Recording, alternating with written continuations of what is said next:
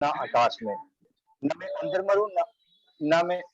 ब्रह्मा जी को इन्होंने कहा कि मुझे आपकी बनाई हुई सृष्टि में किसी से मेरी मृत्यु ना हो, ना मैं अंदर मरूं ना बाहर, न अस्त्र से न शस्त्र से, न दिन में न रात में। मेरी मृत्यु न पृथ्वी पे हो, न आकाश में, न मनुष्य से न पशु से मेरी मृत्यु हो। ब्रह्मा जी वरदानों की लिस्ट मांग देखकर पहले तो घबराए, फिर बोले चलो दिए, क्योंकि तुम्हारा तप बहुत ही कठिन है, तुमने बहुत बड़ा तप किया है।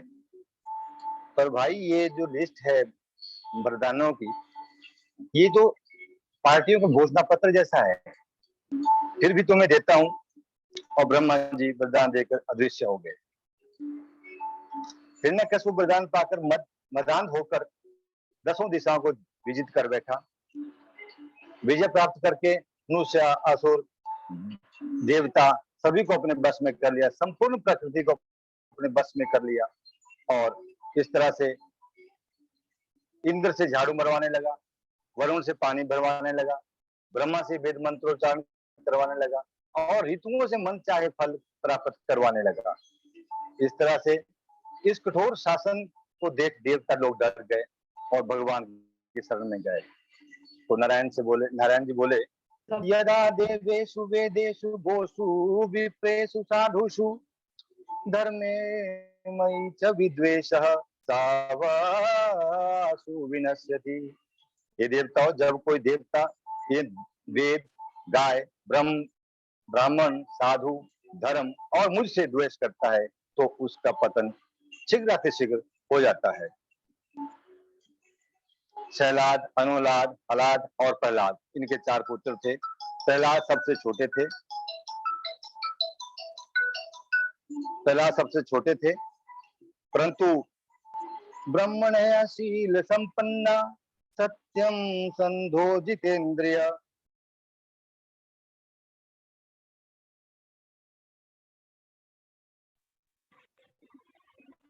प्रहलाद बचपन से ब्राह्मणों के परम भक्त, परम शीलवान, सत्य प्रिय और इंद्रियों को विजय प्राप्त किए हुए थे। साथ ही साथ मन से उच्छृंखल कभी नहीं होते थे।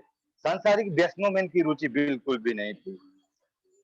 परंतु बचपन से इनको एक ग्रह ग्रसित कर गया था, और वो ग्रह ऐसा कि जिसको भी ग्रसित कर ले उसको छोड़ता नहीं। थोड़े की ये ग्रह लगता भी नहीं। इस प्रकार से ये ग्रह अन्य ग्रहों की जो शांति है वो देवता लोग, ब्राह्मण लोग कर देते हैं पाठ करवा के, पूजा पाठ हवन इत्यादि द्वारा, लेकिन इस ग्रह की ग्रह शांति कभी नहीं हो पाती। इस प्रकार से ये ग्रह था कृष्ण ग्रह ग्रहितात्मा ना वेद जगदीदृशम। ये कृष्ण ग्रह एक ऐसा ग्रह था जो जिसको लग जाए उसका पीछा नहीं छोड़ता, सिर चढ़कर बोलता है। इस प्रकार से अपने द्वारा उस भगत से नाच नचवाता है।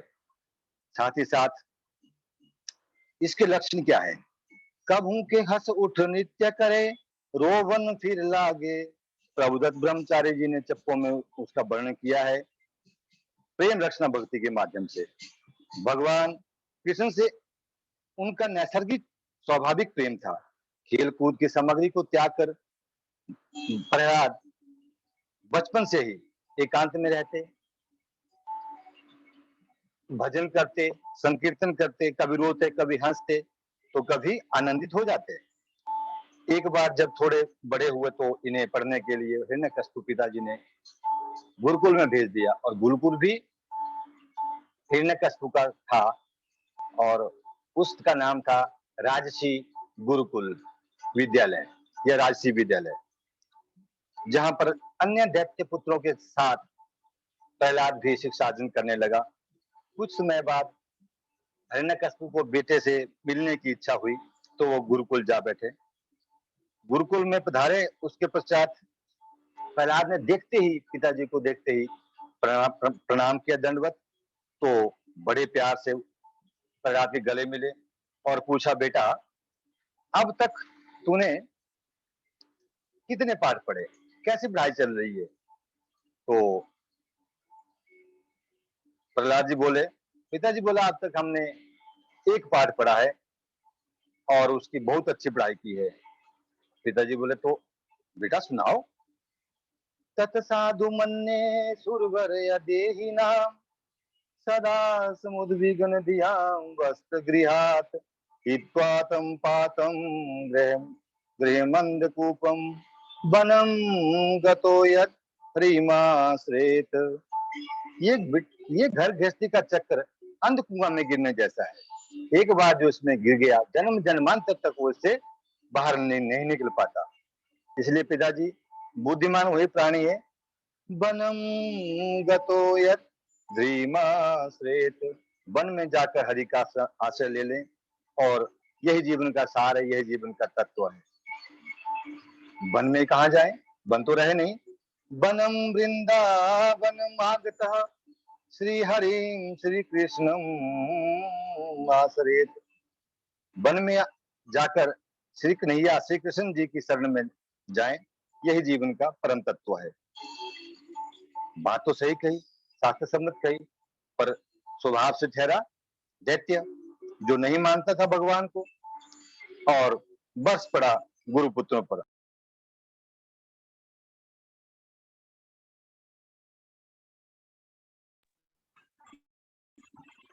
है बेटा जाओ अपने गुरुजी को बुलाओ। सब गुरुजी को जो प्रताड़ना दिलाई तो सारे शिष्य हक्के बक्के रह गए। गुरुजी बोले सरकार, जो आपने निर्धारित किया है हमने वही पाठ्यक्रम पढ़ाया है, हमने इधर उधर से कुछ भी नहीं पढ़ाया इसको, लेकिन ये पता नहीं कहां से सीख बैठा। यहाँ कोई भी ऐसा सिखाने वाला नहीं है। तो हिरण्यकशिपु बोले मूर्खो, मेरा बेटा मेरी ही गोद में बैठकर मुझे ही हरि की शरण में जाने की शिक्षा दे रहा है। ये उठपटांग कहाँ से सीखा इसने? यही सब सिखाने क्या तुम्हारे पास भेजा था? संडामर्क थर थर कांप उठे, जो उसके गुरु थे शुक्राचार्य जी के पुत्र। हम आपकी कसम खाते हैं गुरुदेव, राजन, हमारे स्कूल में ऐसा कोई भी कोर्स नहीं है। तो हिरण्यकशिपु बोले फिर से किसने सिखाया? महाराज, ये जरूर दुश्मन पक्ष की कोई चाल है। कोई हम आपको विश्वास देते हैं कि आपके बेटे को अब सुधार देंगे, बिल्कुल भी आगे से ऐसा नहीं करेगा। तो गुरुजी ने प्रहलाद को बुलाया, प्यार से पूछा, बेटा ये उठपटांग तुझे कौन सिखा रहा है? कहाँ से तू सीख रहा है ये सब? तो प्रहलाद बोले हंसते हुए, धन्य है भगवान विष्णु, श्री हरि विष्णु की माया। मैं उनको प्रणाम करता हूँ जो जीवों का कल्याण करते हैं और संसार उसे उल्ट बुद्धि वाला बताते हैं। अब तो गुरुजी की आंखें लाल हो गई। ऐ मूर्ख, तू हमसे पढ़ने आया है कि हमें पढ़ाने आया है? ये दैत्यों के चंदन जैसे वन में कांटेदार बबूल का पेड़ कहाँ से पैदा हो गया? दैत्य चंदन बने क्या तो अयम कंटक ध्रुमा। गुरुजी ने बहुत डांटा फटकारा। समय बीता। एक बार विद्यालय की छुट्टियों में गुरुजी प्रहलाद को उसके घर छोड़ने गए। प्रहलाद का जन्मदिन था। माता ने प्रहलाद का खूब श्रृंगार किया, नहाया, खूब श्रृंगार किया, अच्छे से वस्त्र पहनाए, खाने के लिए अच्छे अच्छे व्यंजन परोसे और पिताजी के पास आशीर्वाद हेतु भेजा। पिताजी को प्रणाम किया प्रहलाद। पिता ने तुरंत उसको अपनी गोद में ले लिया, बिठाया और कोई पूछा कि बेटा अब सच सच बताना, तुमने कितने पाठ पढ़े? कौन सा पाठ तुमने सही तरीके से याद किया है? तो प्रहलाद बोले पिताजी पाठ तो मैंने एक और सीख लिया, उसमें 9 प्रकार की बातें सीखी। हिरण्यकशिपु पूछा पता नहीं कोई 9 नीतियां होगी कोई दैत्यों की, तो बेटा सुनाइए। तो प्रहलाद बोले श्रवणम कीर्तनम विष्णु स्मरणम पाद सेवनम अर्चनम बंदनम दास्यम सख्यम मातम निवेदनम इति पुंसार्पिता विष्णु भक्ति तव लक्षण क्रियते भगवद्दा तन्मन्ये अवधीतम उत्तमम। जैसे ही ये नवदा भक्ति का व्याख्यान प्रहलाद से सुना तो हिरण्यकशिपु की आंखें लाल हो गई, होंठ फड़फड़ाने लगे। नीच, अधम, कुल घातक, ये शिक्षा तूने कैसे किससे सीखी? हिरण्यकशिपु ने झट से तलवार निकाली और गुरुपुत्रों की गर्दन पर रख दी। इस तरह से गुरुपुत्र बोले, राजन, हमने नहीं सिखाया, ये तो पढ़ा पढ़ाया है, सीखा सिखाया है। हमारे तो यहाँ ऐसी शिक्षा होती ही नहीं। संडामर्ग थरथर कांपे, डर के मारे आवाज लड़खड़ाने लगी। सरकार, हम आपकी कसम खाते हैं, हमसे चाहे गंगा जल छुआ लो, हमने बिल्कुल भी नहीं ऐसा पढ़ाया। तो इसे कोई पढ़ा ही नहीं सकता। इस पर मैं रात दिन नजर रखती। न मत प्रणीतम न पर प्रणीतम सुतो वदते स्तवेन्द्र शत्रु न सर्ग कियम मतिरस्य राजन नियच्छ मन्युम कददास्ममानः। संडामर्ग बोले, महाराज, हम पर नाराज ना हुए, हमें इतना ज्ञात है कि इसकी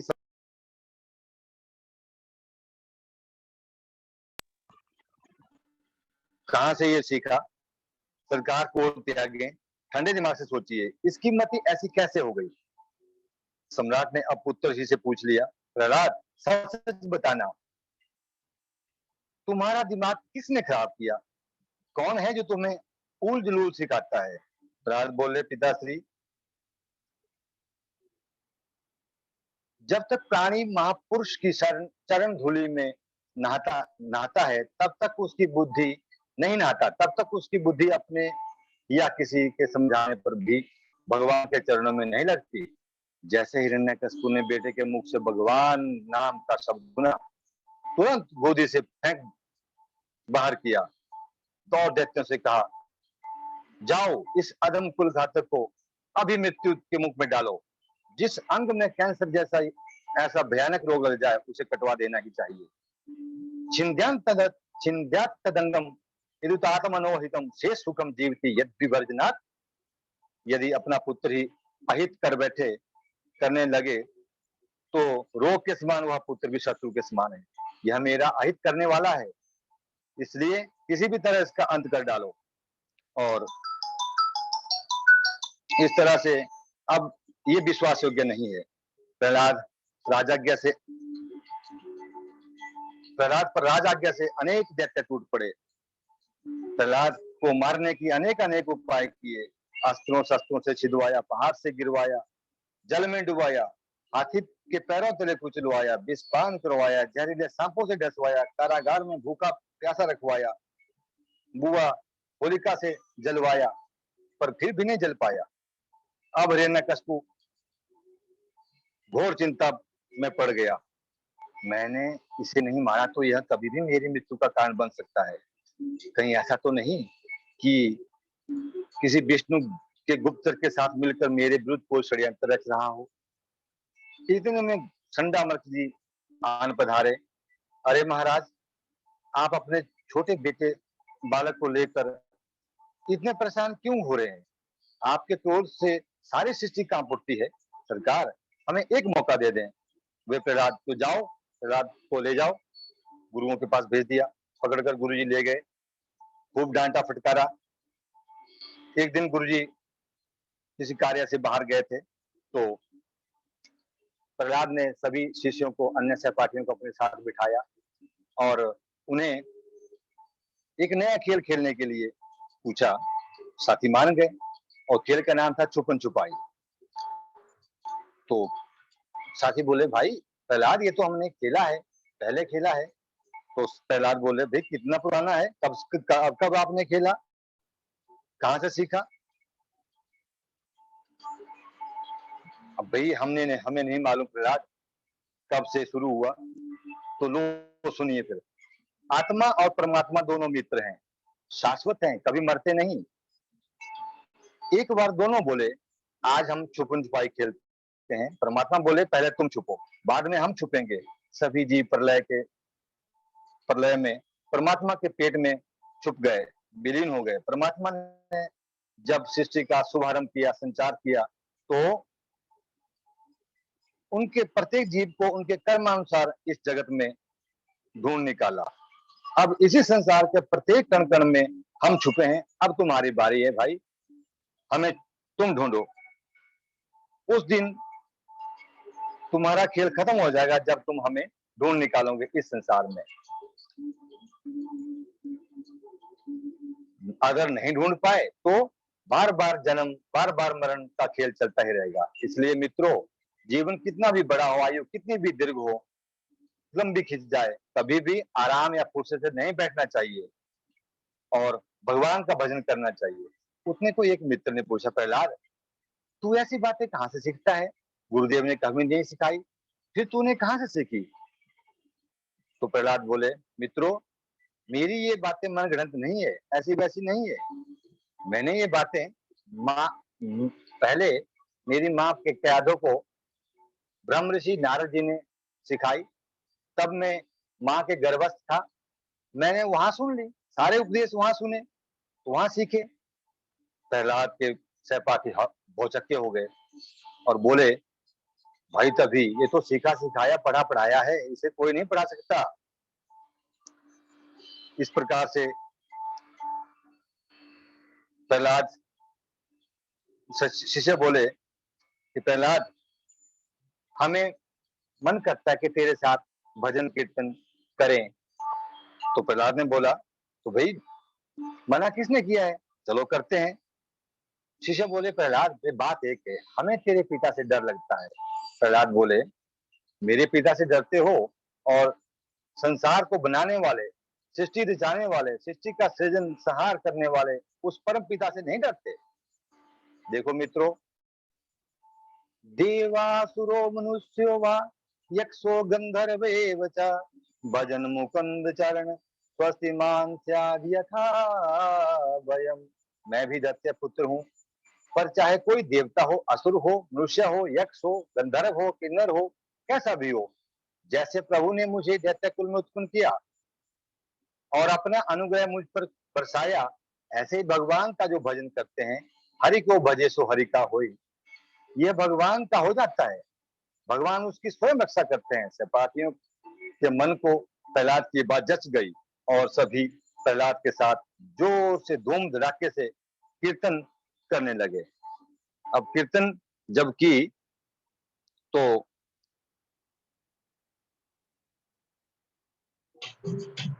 कीर्तन थी, वसुदेव सुतम देवम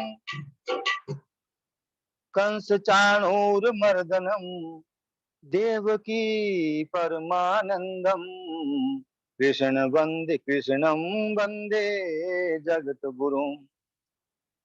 जय जय कृष्ण हरे श्री कृष्ण हरे, भक्तों के दुख दूर करे। जय जय जय कृष्ण हरे। जब चारों तरफ अंधियारा हो, आशा का दूर किनारा हो, और कोई न केवन हारा हो, फिर तू ही बेड़ा पार करे, फिर तू ही बेड़ा पार करे। जय जय जय कृष्ण हरे। इस प्रकार से जब ये कीर्तन चल रहा था, उतने को क्या हुआ कि प्रहलाद के जो पिता थे वो कोपावेश में आ गए और पुत्र को मारने के लिए उठ बैठे। अपने पुत्र को सच्ची मैं मार डालूंगा, ऐसे मन में विचार कर गया और प्रभु का नाम संकीर्तन जब सुना तो भयंकर गर्जना की और कीर्तन में मरघट के समान खामोशी छा गई। सभी जिस जगह थे नाच गा रहे थे, बुत बन करके खड़े रहे। और इस प्रकार से जो भी सेवक आता वो भी उस कीर्तन का प्रभाव इतना अधिक था कि वो विद्युत सम उसमें भी उसका करंट चल जाता। और अब हुआ ये कि नृसिंह भगवान ने सॉरी, हुआ ये कि विद्यार्थियों ने जैसे ही ये हिरण्यकश्यप की अट्टहास सुनी, सब डर के मारे निस्तब्ध हो गए और धीरे से बोले, विद्यार्थी सॉरी प्रहलाद संभालो।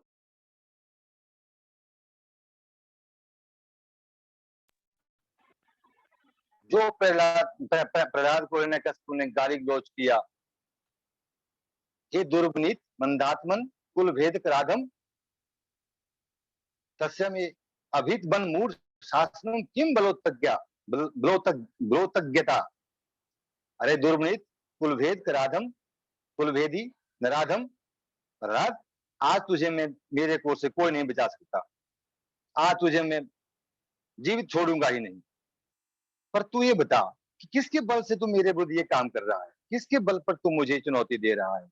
प्रहलाद ने निडर होकर के उत्तर दिया, न केवलम में भवतश्च राजन सबे बलम बलिनाम च परेशान परे परेया बरे में स्थिर जंगमाये ब्रह्मादयों वशम प्रणीता। पिताजी, केवल मुझ में ही उस परमेश्वर का बल नहीं है, उसका बल तो आप में भी है। तिनके से लेकर के ब्रह्मा तक संपूर्ण चराचर उन्हीं के अधीन है, वे तो बलवानों के भी बलवान है। अच्छा, तो तेरा नारायण कहाँ रहता है, तू ये बता। प्रहलाद बोले, सब जगह, जहां भी भक्त देखना चाहे भगवान को देख सकता है, वहां भगवान उसको मिल जाएगा। ईशावश्यम इदम सर्वम, वहां तो कण कण में है। हिरण्यकश्यप बोले, यदि वह सर्वत्र है तो क्वासो यदि स सर्वत्र तस्मात् स्तंभे न दृश्यते। यदि तेरा भगवान सब जगह है तो इस खंबे में मुझे क्यों दिखाई नहीं देता। जैसे प्रहलाद ने मन ही मन प्रार्थना की और भगवान को पुकारा, खंबे में भी नारायण भगवान का संचार हुआ। तो हिरण्यकश्यप ने एक देह घुमाकर मुक्के का प्रहार खंबे पर किया, खंबा फटा, नरसिंह भगवान प्रकट हुए। बोल नरसिंह भगवान की जय। गड़गड़ गगड़ गड़गड़ानो खंब फाटो चरचरानो निकसो नर नाहर को, रूप अति भयानक है। गगड़ गगड़ावे दसन जीव लप लपावे, चितवत सरोज मानो अंग जात खानो है। इस तरह से नरसिंह भगवान ने इतना जोर था अट्टहास किए कि सारे दैत्य बेसुध होकर गिर पड़े। तो हिरण्यकश्यप भी घबरा गया, मन ही मन बोला, सोचा, अरे ये तो, मैं तो वरदानों से रक्षित हूँ, ये क्या करेगा मेरा। तुरंत वरदानों का स्मरण करके ढोल ढोल ढाल तलवार संभाल कर प्रहार किया। भगवान थोड़ी देर तक इसके साथ युद्ध क्रीड़ा किए। जैसे ही सूर्यास्त का समय हुआ, भगवान ने उसको तुरंत पकड़ा, जकड़ा और अपनी जांघों पे रखा, बीच देहरी में बैठ करके फिर बोला, बोल, तूने कहा था ना, बोल, अपने वरदानों को याद कर। सत्य साबित करते हुए कहा, नंबर 1, तूने कहा था ना अंदर मरू ना बाहर, तो देख, ना तो अंदर है और ना बाहर, मेरी जंघाओं के ऊपर है, गोदी में है। नंबर 2, तूने कहा था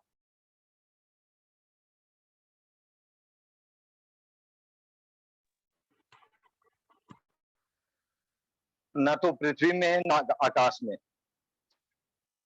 तूने कहा था ना पशु से मरू ना मनुष्य से। बेटा मैं काम कर रहा हूं, प्लीज। तो इस तरह से तूने कहा था ना रात में मरू ना दिन में, देख, ना दिन है ना रात। तूने कहा था कि ना पशु से मरू ना मनुष्य से, तो देख, मैं ना पशु हूं ना मनुष्य। तूने कहा था ब्रह्मा की सृष्टि में उत्पन्न किसी प्राणी से न मरूं, देख, मैं ब्रह्मा, मुझे नहीं बनाते, मैं ब्रह्मा को बनाता हूं।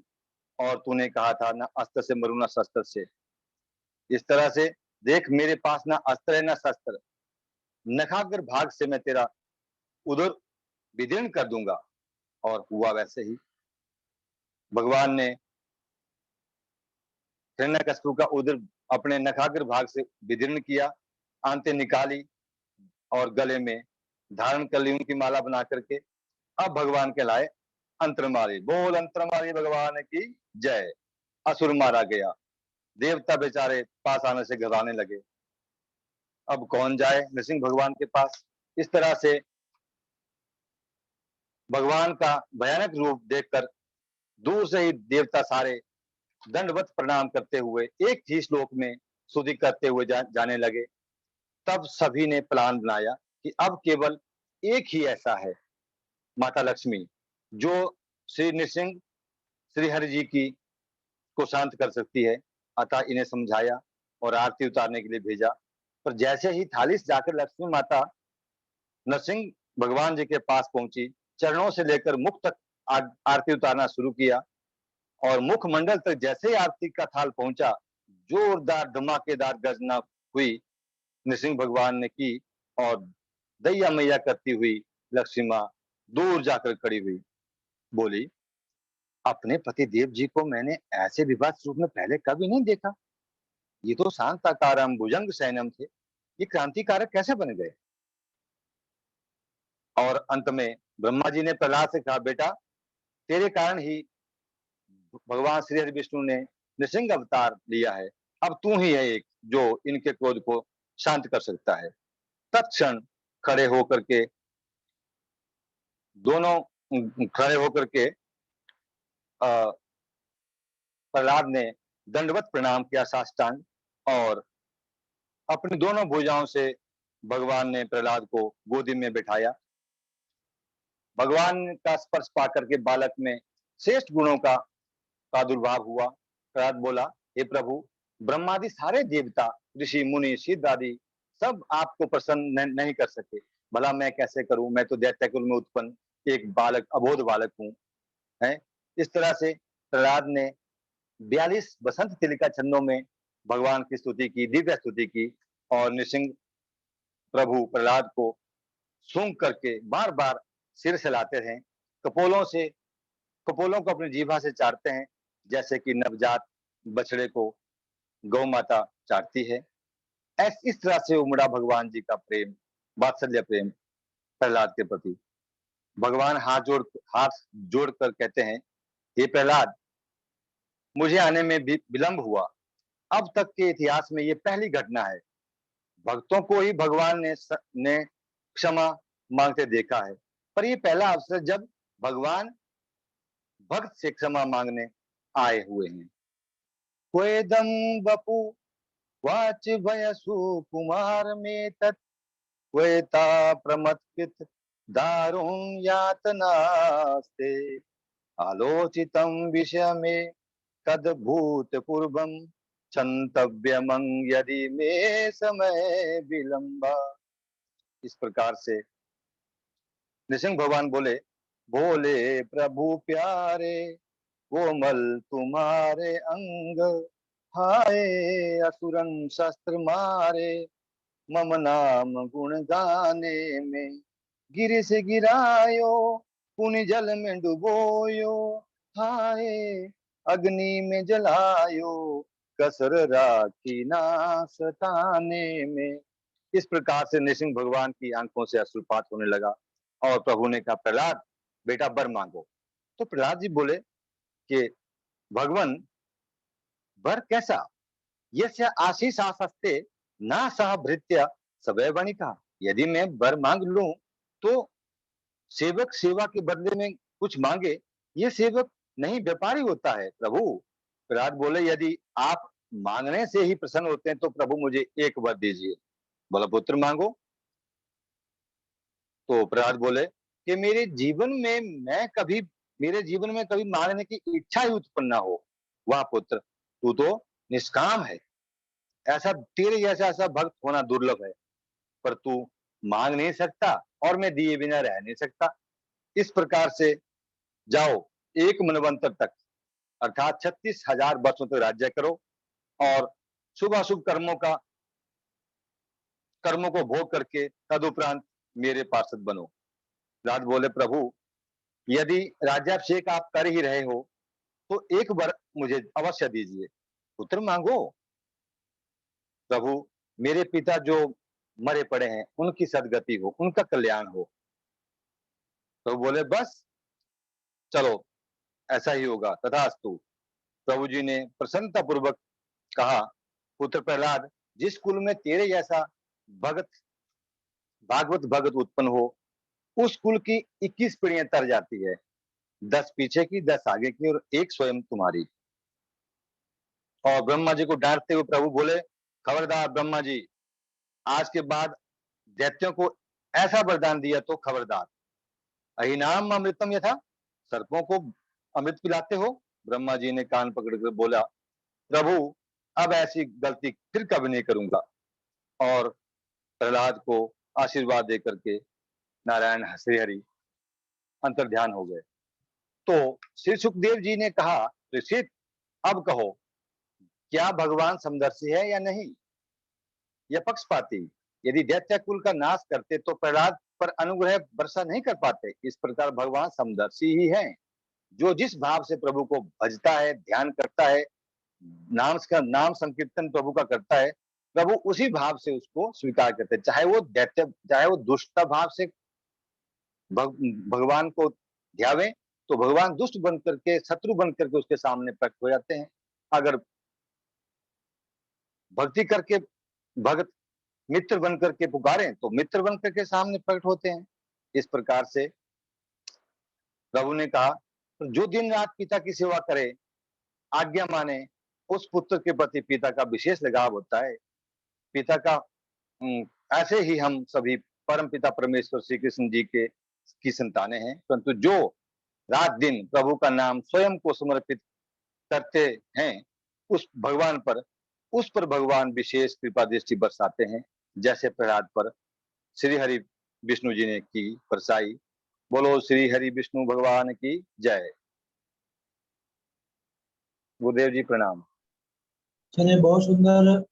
अभी हमारे धर्मपाल जी बहुत ही बढ़िया प्रसंग, बहुत ही अच्छी कथा, परम भगवत भक्त भगवान के अनन्य जो है तो प्रिय प्रहलाद जी का पावन चरित्र हम सबको सुना रहे थे। बहुत ही माधुर्य तथा अच्छे तरीके से उन्होंने वक्तव्य को प्रस्तुत किया। आप सबने सुना और आप लोगों की प्रतिक्रिया हम पढ़ रहे थे, जिससे हमको विश्वास है कि आप सबको बहुत ही बढ़िया लगेगी। बहुत अच्छा आपने कहा वक्तव्य जी, सुन करके बड़ी प्रसन्नता हुई, है ना। ऐसे वक्तव्य की धन्यवाद आकांक्षा बहुत होती है, कोटि कोटि धन्यवाद। और तो आप लोगों के द्वारा ऐसा वक्तव्य होता है तो हृदय गदगद हो जाता है, बड़ी प्रसन्नता होती है।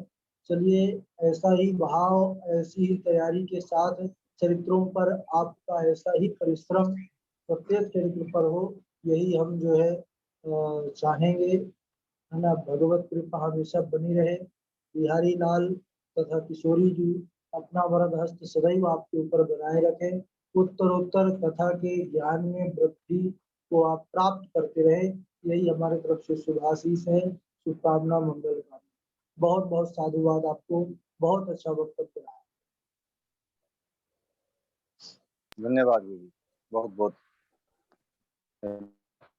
चलिए, जो है बहुत दिनों बाद आपका वक्तव्य हुआ है, बहुत दिनों बाद जुड़ना भी आपका हुआ, लेकिन तैयारी आपने बहुत अच्छे से किया था।